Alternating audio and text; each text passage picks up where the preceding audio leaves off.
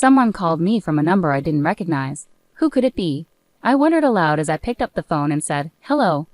The voice on the other end responded, "It's me, Kevin, your son. Look, I get that you and Dad aren't together anymore, but you need to start acting like a mom. I'm in high school now, and I can't keep dealing with your problems forever, okay?" Confused, I asked, "What do you mean? Why are you calling me?" Kevin's tone turned sharp. "I'm telling you, you need to pay my child support and school fees, and do it soon. It's because of what you did, cheating and all, and now you're trying to get money from Dad. You're out of your mind." His words made me angry. "Kevin, who is this? I never had any children." "What? Are you kidding me?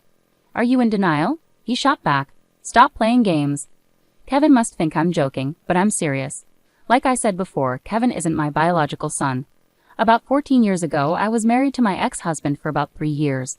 During that time, our relationship didn't change much, and I thought we got along pretty well. We often went out together on our days off. My ex-husband had a busy job that required him to travel for work about half of the month.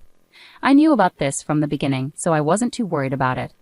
The only thing that bothered me was the topic of children. Before we got married, I really wanted to have kids soon. We both had our own plans and priorities, though. Even though I thought having kids was the right thing for us, I didn't want to push him if he wasn't ready. So I was patient and didn't rush him into anything. After 3 years of marriage, my ex-husband hadn't mentioned having children, which started to bother me. Finally, I brought it up one day. "What do you think about starting a family now? 3 years have passed, and waiting longer could make it harder for us to have kids." "Yeah, but work is really hectic right now." "When will it not be hectic?" "Seriously? You've been saying that forever, and we're still in the same place."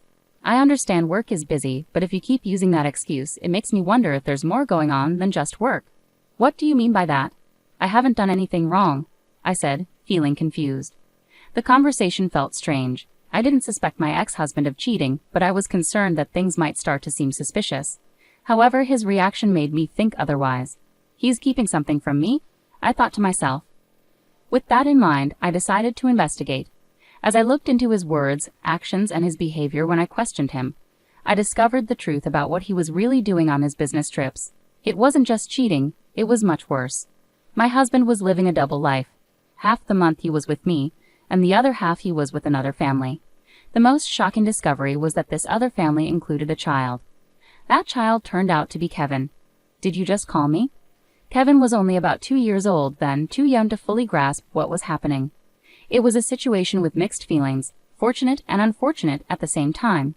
Knowing someone would get hurt, I decided to talk to the other woman later. She seemed to have heard about me from my ex-husband, nodding slightly when she saw me. From our first meeting, she didn't come off as particularly friendly. Amidst the tension, we quickly got to the point. I brought up everything that troubled me, whether it was acceptable for my ex-husband to lead a double life, and whose child Kevin really was. Without any hint of regret, she calmly answered, "Carly," confidently stating she was Kevin's mother. It seemed my ex-husband had kept this a secret from me, but she had no qualms about it. I couldn't help but feel overwhelmed by the situation.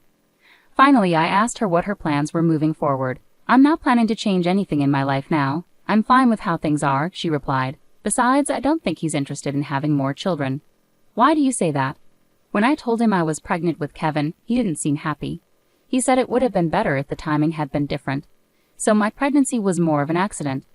Otherwise, I don't think he would have wanted a child. But he told me he loved kids. Doesn't that mean he wanted a child with you?" She smiled faintly and said, "Isn't that strange? If that were true, why did I, who wasn't keen on having a child, end up giving birth, while you, who wanted a child, didn't even conceive? Can he truly say he loves children?" "Well, I'm sure he said he loved kids, but maybe it was just something he said to impress you. Perhaps he used it as an excuse to get close to you." I wanted to argue, but I couldn't find the words. It felt like she had hit upon something true, and it made me question whether my ex-husband had been sincere about wanting children despite his actions saying otherwise. In the end, I started to believe the other woman was right. I felt powerless, like the best I could do was seek compensation. She seemed calm about it, which only made me feel worse. A few days later, I filled out divorce papers and handed them to my husband, telling him I would also be seeking compensation. He probably heard about it from the other woman. My husband accepted everything without questioning me. What was the point of it all? Why did this man even marry me? There was only one thing I couldn't stop wondering about. On the day I packed up and left, I asked my ex-husband, "Why did you marry me? I just don't understand." "I'm not sure either. I often wonder why we got married in the first place. If we didn't even know, maybe we shouldn't have. Yeah, maybe. If we hadn't, you wouldn't have to deal with a divorce now. But hey, you married me because you liked me, right? We both made a mistake. Let's move on to a better life now. Thank you for everything. Same to you. I'll pray that I don't choose someone like you in my next life, I said, and then we got divorced. I became single again, changed jobs, and moved to a different state, aiming for a fresh start. It was a valuable experience for me to approach everything with a new mindset. My ex-husband occasionally contacted me for paperwork, but we never discussed our current lives. Maybe he wasn't interested. He had his own life, and I had mine. About 10 years passed without us keeping in touch. Then unexpectedly, I received a call from Kevin. I was curious about the reason, but it turned out he was asking for child support and school fees. Kevin is the child born from my ex-husband's affair. Naturally, I have no legal obligation to pay, but he wouldn't accept that. Don't you feel ashamed as a mother? If that's the case, then don't have any children, he kept repeating. It was frustrating to hear the same thing over and over. I didn't want to escalate things, so I waited for him to calm down. Finally, after a few minutes, I managed to speak up. Can I say something? There are a few things I need to clarify. How did you get my number? It's obvious. I got it from Dad. Our family hasn't been doing well lately, and things seem strange. Eventually, we couldn't afford tuition and other expenses. Because of that, I had to start working part-time. Dad said it was all your fault. That's when I started hearing different things about you, Mom, that you cheated on Dad and left without fulfilling your promises to pay. Until then, I hadn't asked much about the divorce, but now it all made sense. It's all your fault, he concluded. I see. I finally understood why he was so angry. If what he said was true, any kid would be upset. But my ex-husband had lied to Kevin, and unbelievably, he had turned Kevin against me. Hearing this made me furious. It's a hassle for my ex-husband to reappear in my life now that we're divorced. However, it's also heartbreaking to see Kevin being misled like this. From my point of view, he's a stranger, but I couldn't just ignore the situation and walk away, saying it's not my problem. After remarrying and having children with my current husband, I felt a responsibility as a parent to do the right thing. Kevin, now 16, seemed old enough to hear the truth. Kevin, everything I'm about to tell you is the truth. If you need proof, like a DNA test, I can arrange it. Can you listen to me for now? I asked.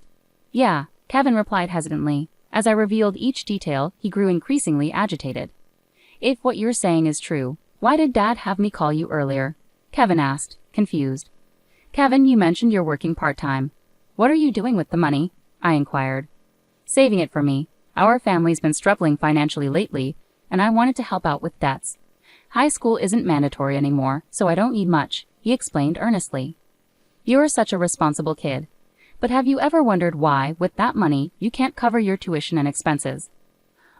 Well, sometimes my phone bill payment is late. I think Dad might be short on money. Is he working right now? He's working. He goes to the office regularly. I see.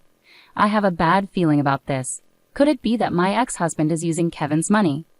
With that suspicion in mind, I decided to look into my ex-husband's activities once more. Kevin, can you give me about 3 weeks? Haha, sure, that's fine. And please don't tell Dad about what we talked about on the phone, okay? Okay, I won't. So I decided to investigate my ex-husband further.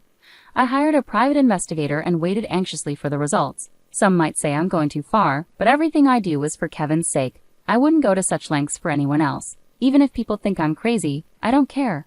Would I abandon a child who looks like he's on the verge of collapsing right in front of me? Absolutely not. I refuse to become that kind of person. Above all, I felt a deep anger towards my ex-husband for deceiving Kevin. Filled with this anger, I waited for the private investigator's report for 3 weeks. When the results finally arrived, I was shocked and furious. It turned out my ex-husband wasn't currently employed full-time. He was working as a temporary worker and had recently been laid off.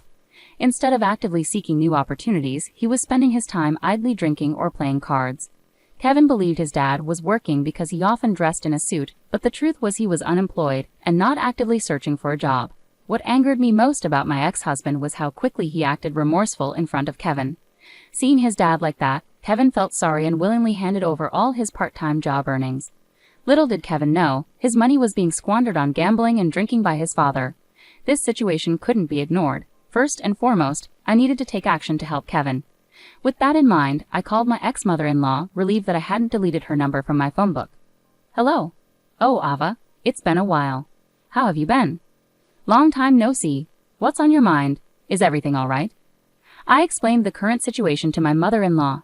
During my marriage, she and her sister-in-law had been at odds with me. After the divorce, we hadn't kept in touch. However, it seemed she had heard about my divorce and understood that I had moved on with my life, so she wasn't upset at all. I see. I'm sorry I didn't mention it earlier. I thought it would be better coming from him, but he was cheating, wasn't he? My mother-in-law's voice took on a somber tone. As I shared all the details, she let out an angry exclamation over the phone. I understand now. It all makes sense. I wasn't informed about the birth because he had a child with someone else. He brought Kevin to see me, but I was told not to contact you because you needed space after giving birth. Some people go through mental instability or even illness during that time, so I respected your privacy. When I found out about the divorce, I felt sorry, but I didn't know how to reach out to you. Is that right? Now Kevin visits occasionally, and it brings me joy. Regardless of how he came into this world, he's not to blame. I want to support him and be there for him in the future. You've always been understanding. I'm actually relieved to hear you say that. I called because I wanted to ask you something about Kevin. Could you and your husband help raise Kevin together? Of course. Kevin worked so hard to earn money from his part-time job, only for it to be wasted on gambling. I think it's crucial to have a serious talk with him about that. I trust you to handle it, but I believe Kevin is sacrificing his future to support his father.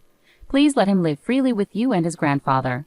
My mother-in-law assured me that she would take care of Kevin, and thus his immediate situation was resolved. Now it was time to confront my ex-husband. I decided to contact him and arrange a meeting. I was furious at him for deceiving me. When I arrived at the cafe at the agreed-upon time and saw my ex-husband, he looked noticeably worn out.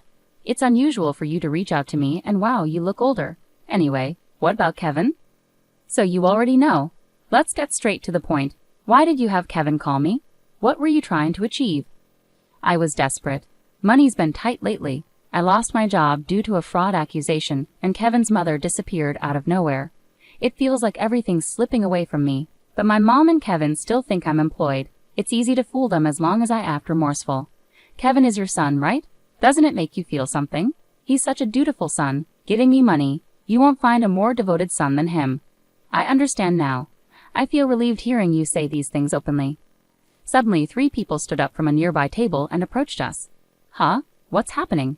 You're truly despicable. We overheard everything just now. Even after all this time, your character hasn't changed. It's over for you. It was my mother-in-law, my aunt-in-law, and then Kevin. To convince everyone, they needed to see his true nature with their own eyes. My ex-husband started to visibly flounder, unable to find the right words. As everyone chastised him, he kept glancing at me, seemingly seeking help. But even if you make that face, it won't change anything. You need to accept responsibility for everything you've done and recognize how disgraceful your actions have been. And with that, the incident came to a close. Since then, my ex-husband faced criticism from my mother-in-law, aunt-in-law, and father-in-law. He was pushed to find work and eventually secured a job at a construction site through my father-in-law's connections. My father-in-law insisted it was to straighten him out. Moreover, he arranged for child support to be deducted directly from his wages. This ensured that Kevin's tuition and other school expenses were covered. Kevin has since been living with his grandmother. While I remain deeply disappointed in my ex-husband, he has apparently shown kindness to my mother-in-law and father-in-law.